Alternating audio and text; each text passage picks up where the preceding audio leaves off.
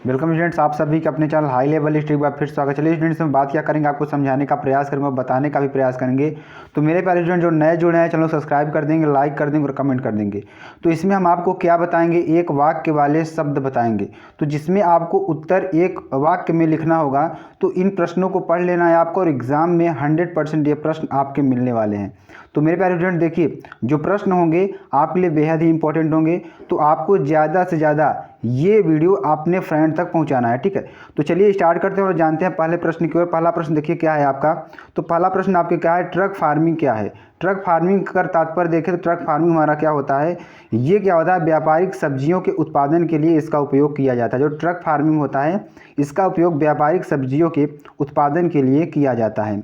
और दूसरा प्रश्न हमारा क्या है, विखरे अधिवास कहाँ पाए जाते हैं। तो विखरे अधिवास कहाँ पाए जाते हैं, ये आपका बहुत ही इंपॉर्टेंट प्रश्न है, आपके एग्जाम में छपा हुआ प्रश्न है, तो ये बहुत बार पूछा गया प्रश्न है, ठीक है। तो चलिए इसके बारे में थोड़ा बता देते हैं। तो विखरे अधिवास आपके कहाँ पाए जाते हैं, तो विखरे अधिवास आपके पाए जाते हैं रेगिस्तान एवं पहाड़ी क्षेत्रों में। तो विखरे अधिवास आप कहाँ पाए जाते हैं, रेगिस्तान एवं पहाड़ी क्षेत्रों में पाए जाते हैं। तीसरा प्रश्न क्या है कि सबसे ज़्यादा प्रोटीन किस तिलहन में होती है। तो सबसे ज़्यादा प्रोटीन आपकी कौन सी तिलहन ऐसा है जिसे आप खाने से सबसे ज़्यादा प्रोटीन को ग्रहण करते हैं, तो आपका कौन सा है मेरे प्यारे स्टूडेंट, सोयाबीन। सोयाबीन सबसे ज़्यादा प्रोटीन इसमें आपको प्राप्त होता है, जो कि मोस्ट इंपॉर्टेंट क्वेश्चन से आपके एग्जाम में पिछले साल पूछा गया प्रश्न है। चलिए अगले प्रश्न की बात करते हैं, भारत में कितने रेल जोन हैं। तो भारत में रेल जोन की बात करेंगे, जहाँ से आपके जो रेल प्रचारित होती है, वहाँ से जो रेल जोन होते हैं, भारत में कुल कितने रेल जोन होते हैं। तो आपके वहाँ पर भारत में कुल 16 किताब में लिखा है, पर वास्तव में 17 हो गए। जो आपके रेल जोन है कुल उसकी संख्या कितनी है, 17, ठीक है। तो आपके रेल जोन की संख्या कितनी है, 17 है। चलिए आगे आपको बताते हैं ध्वनि प्रदूषण किसे कहते हैं, ठीक है। तो जिसे हम सुन करके हमको अच्छा ना लगे उसे हम क्या कहते हैं, ध्वनि प्रदूषण कहते हैं, जिसे हम एक तरीके से कह सकते हैं अवांछनीय ध्वनि। जो ध्वनि अवांछनीय होती है, हमारे लिए अच्छी नहीं होती है या हानिकारक होती है, जिसे हम सहन न कर पाए, उसे हम क्या कहते हैं, अवांछनीय ध्वनि कहते हैं, या उसे हम क्या कहते हैं, ध्वनि प्रदूषण कहते हैं, ठीक है। अब चलिए अगले सेट की बात करते हैं। 2018 में ये प्रश्न पूछे गए थे, ये सारे प्रश्न 2018 में पूछे गए थे। ये प्रश्न आपके 2022 में पूछ सकता है, क्योंकि बहुत ही इंपॉर्टेंट ये प्रश्न है। चलिए अगले प्रश्न की ओर बढ़ते हैं। अगला प्रश्न देखिए क्या है, किसी औद्योगिक नगर का नाम लिखिए। तो किसी औद्योगिक नगर का आपके नाम लिखना है, तो कौन सा ऐसा नगर है जो औद्योगिक रूप में आपके जाना जाता है। तो आपका कौन सा नगर है, भिलाई।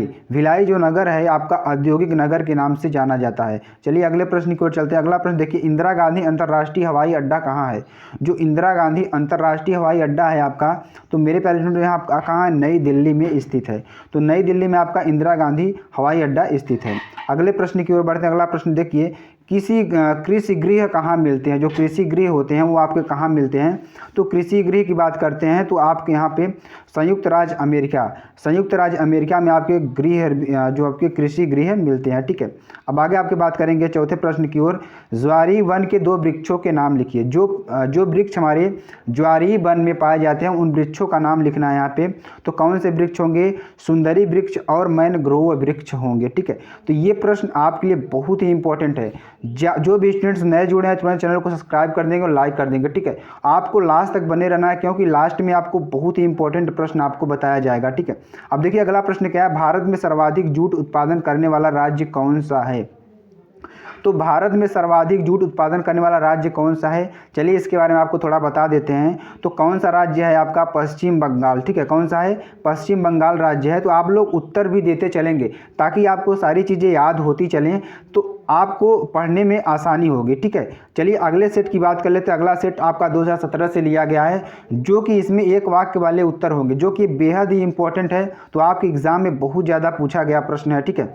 वायु प्रदूषण के लिए मुख्य उत्तरदायी कारक कौन सा है। जो वायु प्रदूषण होता है आपका, इसके लिए जो मुख्य उत्तरदायी कारक होते हैं, कौन से कारक होते हैं। तो कौन सा है, आणविक प्रयोग कारखानों की चिमनी। यानी कि जैसे हम आणविक प्रयोग करते हैं, जैसे बम का उपयोग बनाने में करते हैं, जैसे परमाणु बम आप लोग बनाते हैं, तो परमाणु बम में हम बहुत ज़्यादा उसमें जो एनर्जी निकलती है वो हमारे लिए बहुत हानिकारक होती है। तो मेरे प्यारे स्टूडेंट्स, आपको लाइफ में अगर सक्सेस पाना है तो आपको बेसिक चीज़ों को ज़्यादा से ज़्यादा ध्यान में देना है, और अपने पढ़ाई को इम्प्रूव करने के लिए आपको क्या करना होगा कि और जो बेसिक चीज़ें हैं, बेसिक चीज़ों को ज़्यादा से ज़्यादा उठा करके उसको पहले आपको पढ़ लेना है। तो हम जो चीज़ें यहाँ बताते हैं, एक वाक्य वाले प्रश्न, ये आपके बेसिक प्रश्न होते हैं। पहले आप बेसिक प्रश्नों को पढ़ लेंगे तभी आप आगे जो हमारे लघु उत्तरी दीर्घ उत्तरी प्रश्न बनते हैं उन सब प्रश्नों को भी आप समझ पाएंगे। ठीक है, चलिए आगे बताते हैं आपको। तो जो हमारा वायु प्रदूषण का मुख्य कारण क्या होता है, कारखानों चिमनी से जो धुएं निकलते हैं उससे सबसे ज़्यादा आपकी वायु प्रदूषण फैलता है।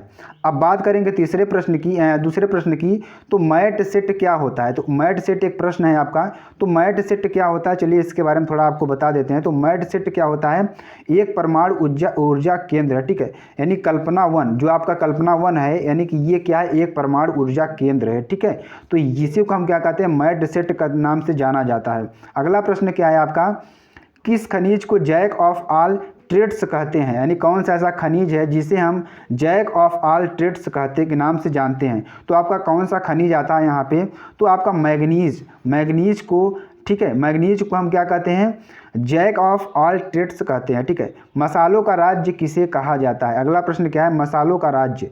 तो मसालों का राज्य से मतलब कहाँ पे, जहाँ पर सबसे ज़्यादा मसाले की खेती सबसे अधिक होती है वहाँ पर क्या है, केरल आपका जो है मसालों का राज्य कहा जाता है। ठीक है, तो ये प्रश्न आपके लिए बेहद ही इंपॉर्टेंट है। कस्बों की जनसंख्या कितनी होती है, यानी कस्बों की जो संख्या होती है, जिससे आप गांव में जो जनसंख्या होती है, जो गांव की जनसंख्या किसके द्वारा निर्धारित की जाती है। तो जो आपकी गांव की जनसंख्या होती है 500 से लेकर 10,000 तक के व्यक्तियों को एक गांव में रखा जाता है। जिस गांव में 500 से लेकर 10,000 तक के व्यक्ति होंगे वहां पर एक गांव का निर्माण होगा। यानी कि एक गांव में आपके 10,000 से ज़्यादा व्यक्ति नहीं रह सकते हैं, वहां पे आपको क्या करना होगा, तब वहां पे ज़्यादा हो जाता है। तो कस्बों की जो जनसंख्या होती है नॉर्मली 500 से 10,000 तक के बीच रखी जाती है। अब अगले सेट की बात करते हैं। अगला सेट देखिए 2016 से लिया गया है, जो आपके लिए बेहद ही इंपॉर्टेंट है।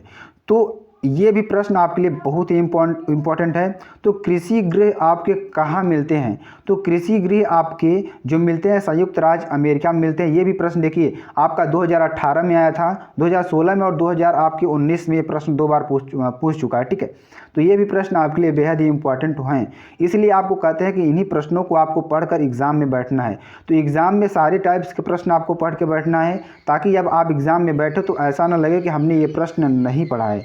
तो मेरे प्यारे स्टूडेंट्स, आपको क्या करना है, सभी प्रकार के प्रश्नों को पढ़ना है। अगर आप सभी प्रकार के प्रश्नों को पढ़ना चाहते हैं तो आप इस चैनल को लाइक कर सकते हैं, शेयर कर सकते हैं, कमेंट कर सकते हैं, क्योंकि इस चैनल पर सारे प्रकार के सारे सब्जेक्ट्स के जो प्रश्न हैं आपको दिए जा रहे हैं। ठीक है, तो चलिए दूसरा प्रश्न क्या है, सबसे अधिक साक्षरता दर वाला राज्य कौन सा है। तो सबसे अधिक साक्षरता का मतलब क्या हुआ, जहाँ पर जिस राज्य में सबसे ज़्यादा पढ़े लिखे लोग हैं वह कौन सा राज्य है आपका। तो वहाँ आपका राज्य होगा केरल में आपकी, अगर हम बता दें मेरे प्यारे स्टूडेंट, तो वहाँ पर 95% साक्षरता पाई जाती है, तो जो कि भारत में सभी राज्यों से सबसे अधिक है। तो चलिए अगले प्रश्न की ओर चलते हैं। अगला प्रश्न देखिए, गाँवों से नगरों की ओर जनसंख्या के स्थानांतरण को क्या कहते हैं। जैसे जो लोग गाँव से शहर जाते हैं रहने के लिए, तो उनके स्थानांतरण यानी कि उनका स्थान परिवर्तन होता है, रहने की जो उनकी व्यवस्था अलग जगह हो जाती है, शहरों में हो जाती है, तो उसे आप क्या कहेंगे एक वाक्य में, तो उसे क्या कहेंगे, व्यापारिक नगर। तो व्यापारिक नगर का मतलब क्या हुआ, जहाँ पर आपको रोजगार मिलता है तो आप वहाँ पर स्थानांतरित हो जाते हैं। इसी को हम क्या कहते हैं, जैसे आप गांव से शहर में जाते हैं पैसा कमाने के लिए, तो वहाँ पर क्या होता है कि आप अपना व्यापारिक स्थानांतरण करते हैं कि हम वहाँ पर जाएंगे तो हमें इतना पैसा मिलेगा, तो वहाँ पर हमें काम करके हम अपने परिवार का भरण पोषण कर सकते हैं। तो ये आपका होता है व्यापारिक नगर। चलिए आगे आपका अगला जो प्रश्न है, इंदौर किस प्रकार के नगर का उदाहरण है। ठीक है, तो इंदौर जो आपका है आंतरिक स्थानांतरण का है। ठीक है, चलिए अगला प्रश्न देखिए क्या है, भारतीय वन अनुसंधान संस्थान का मुख्यालय कहाँ स्थित है। तो भारतीय जो वन अनुसंधान है उसका मुख्यालय आपका देहरादून में स्थित है, जो कि उत्तराखंड में ये उपस्थित है। ठीक है, तो चलिए आगे आपको बताते हैं अगले प्रश्न की। और अगला प्रश्न देखिए क्या है, अब हम कुछ सेट 2015 से लिए हैं प्रश्न, जो कि आपके लिए एग्जाम में आए हुए प्रश्न है। ठीक है, तो चलिए हम 2015 सेट से कुछ प्रश्न के लिए हैं जो आपके लिए बेहद ही इंपॉर्टेंट है। तो पहला प्रश्न देखिए इसमें क्या है, महानगरों की जनसंख्या कितनी होती है। जो महानगरों की जनसंख्या होती है कितनी होती है, 10 लाख से अधिक होती है। हमने गाँवों की जनसंख्या बताई, गाँवों की जनसंख्या हमने क्या बताई मेरे प्यारे स्टूडेंट्स, आप कमेंट करके जरूर बता सकते हैं। हमने 500 से 10,000 बीच में बताई है। ठीक है, अगर हम महानगर ले लेते हैं तो महानगर मतलब क्या होता है कि जैसे आपका एक जिला हो गया, जिला में देखिए आपकी 10 लाख से अधिक जनसंख्या हो सकती है, तभी वह महानगर बनेगा। ठीक है, अब देखिए अगला जो है हमारा क्या है, इंटरनेट का पूरा नाम क्या है। जो आप लोग इंटरनेट यूज करते हैं उसके अगर पूरे नाम की बात करें तो उसका पूरा नाम क्या है इंटरनेट का, तो हम आपको बता देते हैं इंटरनेशनल नेटवर्क। जो आपका इंटरनेट का पूरा नाम क्या है, इंटरनेशनल नेटवर्क। ठीक है, ऑप्शन नंबर की बात करते हैं, कपास की कृषि के लिए सर्वोत्तम मिट्टी होती है। तो कपास की जो कृषि के लिए सर्वोत्तम मिट्टी हमारी कौन सी मानी जाती है, काली मिट्टी मानी जाती है। तो आपको जो मध्य प्रदेश साइड में आप जाएंगे तो वहाँ पर ज़्यादातर काली मिट्टी आपको मिलेगी। तो काली मिट्टी में सबसे ज़्यादा आपकी कपास की खेती होती है। तो ठीक है, तो ये आपके लिए बेहद ही इंपॉर्टेंट है। सुनहरा रेशा किसे कहते हैं, सुनहरा रेशा किसे कहते हैं, जूट को कहा जाता है। तो जूट को सुनहरा रेशा कहा जाता है। भारत की स्थानांतरी कृषि का दूसरा नाम क्या है, तो भारत की जो स्थानांतरी कृषि है उसका दूसरा नाम क्या है, झूमिंग कृषि। ठीक है, उसे हम क्या कहते हैं, झूमिंग कृषि कहते हैं। चलिए अब एक वाक्य वाले जो हमारे जो प्रश्न थे ये समाप्त हो गए हैं। तो मेरे प्यारे स्टूडेंट्स, आपको ये प्रश्न बहुत ज़्यादा अच्छी तरीके से समझ में आ गए होंगे। आई होप कि आपको ये प्रश्न पढ़ करके आपके एग्जाम में थोड़ी सी हेल्प मिलेगी। अगर आपको प्रश्न पसंद आए तो आप कमेंट सेक्शन में ज़रूर डाल सकते हैं वहाँ पे। तो स्टूडेंट्स आपको फिर मिलते हैं नेक्स्ट वीडियो में, तब तक के लिए जय हिंद, जय Bharat, bye bye, take care.